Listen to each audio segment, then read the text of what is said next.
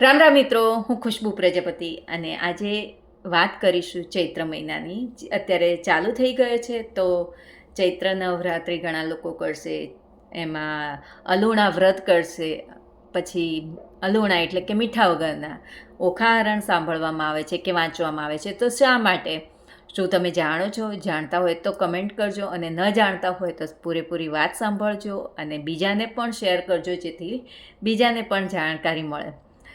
તો આપણા ધાર્મિક ગ્રંથ પ્રમાણે ઘણી બધી દંતકથાઓ હોય છે, અને તેમાંની આ એક દંતકથા છે કે ઓખા એ કોણ હોય છે અને તે કોની પુત્રી. ઓખાનો જન્મ કેવી રીતે થાય છે? તો બાણાસુર નામનો અસુર હોય છે, તેમના ત્યાં ઓખાનો જન્મ થાય છે. અને તે ઓખા દૈત્ય કુળમાં જન્મે છે. તે પહેલાં પાર્વતીની પુત્રી હોય છે, અને તેને શ્રાપ મળવાના કારણે અસુર કુળમાં જન્મ મળે છે. તો કઈ રીતે, તેની પણ આ દંતકથા છે, તો પૂરેપૂરી સાંભળજો. કે એક સમય શિવજી પાર્વતી બેઠા હતા અને શિવજી તપ કરવા જવાનું વિચારતા હતા. ત્યારે શિવજીનું તપ વર્ષો વર્ષો સુધી ચાલે. ત્યારે પાર્વતીજીએ કહ્યું કે તમે તપ કરવા માટે જાઓ છો અને તમારે વર્ષો નીકળી જાય છે, તે સમયે મારો સમય પસાર થતો નથી, તો મને વરદાન આપો કે જેથી હું પુત્ર પ્રાપ્ત કરી શકું અને તેમની પાછળ હું સમય પસાર કરી શકું.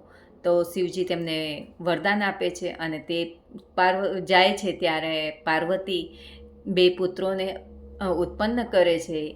એકનું નામ હોય છે ઓખા અને બીજાનું નામ હોય છે ગણેશ. તો અને શિવજી તો તપ કરવા ચાલ્યા જાય છે, વર્ષો સુધી તપ કરતા હોય છે. અને તે સમયે નારદજી વિચરણ કરતાં કરતાં આવે છે અને કૈલાસ ઉપર જુએ છે કે બે બાળકો રમે છે. અને પાર્વતી તે સમયે સ્નાન કરવા ગયા હોય છે, અને ગણેશને આદેશ આપ્યો હોય છે કે કોઈ અંદર પ્રવેશી શકે નહીં, તેનું ધ્યાન રાખજો. તો તે સમયે નારદજી જુએ છે કે બે બાળકો રમી રહ્યા છે, અને તે શિવજી પાસે જાય છે અને કહે છે કે તમે તો અહીં તપ કરો છો અને ત્યાં બે બાળકો રમી રહ્યા છે.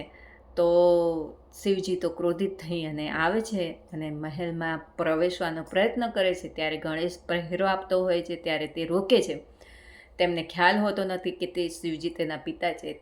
શિવજી કહે છે કે હું તારા પિતા છું, છતાં પરંતુ માતાનો આદેશ હોવાથી તે અંદર કોઈને પ્રવેશવા દેતો નથી. અને શિવજીને ગુસ્સો આવે છે, તો બંને વચ્ચે ઘમાસાણ યુદ્ધ ચાલે છે. અને પછી આખરે એ યુદ્ધમાં શિવજી ત્રિશૂલ દ્વારા ગણેશનું મસ્તક કાપે છે.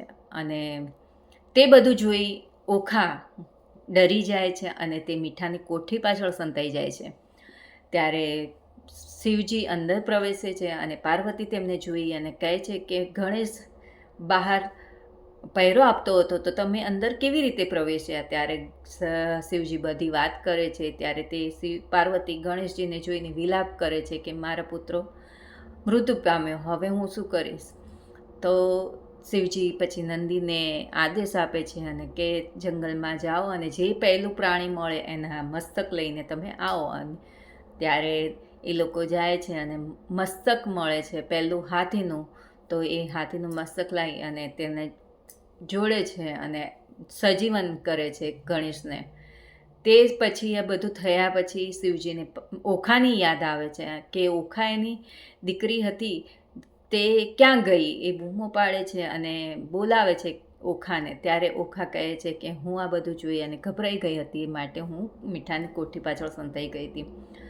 તો પાર્વતીને ક્રોધ આવે છે કે પોતાના ભાઈની રક્ષા કરવાની જગ્યાએ તું ગભરાઈને સંતાઈ ગઈ, મને જાણ પણ ના કરી. અને માટે જ પાર્વતીજી તેમને શ્રાપ આપે છે ઓખાને કે તું મીઠામાં ઓગળી જઈશ અને તારો અસુરકુળમાં જન્મ થશે. ત્યારે ગભરાઈ જાય છે અને શિવજી તેમને પાર્વતીને મનાવે છે કે આટલું આકરું શ્રાપ ના આપો. તો શિવજી પાર્વતી કહે છે કે મારો શ્રાપ ક્યારે મિથ્યા થતો નથી, પણ જા કે તને અસુરકુળમાં જન્મીશ, પણ તારા લગ્ન દેવકુળમાં થશે. આમ પછી ઓખાનો જન્મ બાણાસુરના ત્યાં થાય છે અને તેના લગ્ન પછી દેવના ત્યાં થાય છે, એટલે કે અનિરુદ્ધ સાથે થાય છે. તો તેની કથા પણ આપણે આગળ જાણશું. જો તમને ઈચ્છા હોય તો કમેન્ટ કરજો, તો આપણે એ કથા આગળ લાવશું. તો આ કથા આટલી સુધી આપણે રાખીએ કે ઓખાનો જન્મ આ રીતે થાય છે, અને એ માટે જ ઓખા હરણ વાંચવામાં આવે છે કે ઓખા મીઠાના ગળી જાય છે, એટલે એમના ચરિત્ર વિશે જાણી જે વાંચે છે એને દુઃખ દર્દ દૂર થાય, એટલા માટે અલોણા વ્રત કરવામાં આવે છે. તો આ જાણકારી તમને કેવી લાગી, ગમી હોય તો કમેન્ટ કરજો, અને આગળની વાર્તા આપણે ફરી એક નવા વિડીયોમાં લાવશું, તો કમેન્ટ જરૂર કરજો. ધન્યવાદ.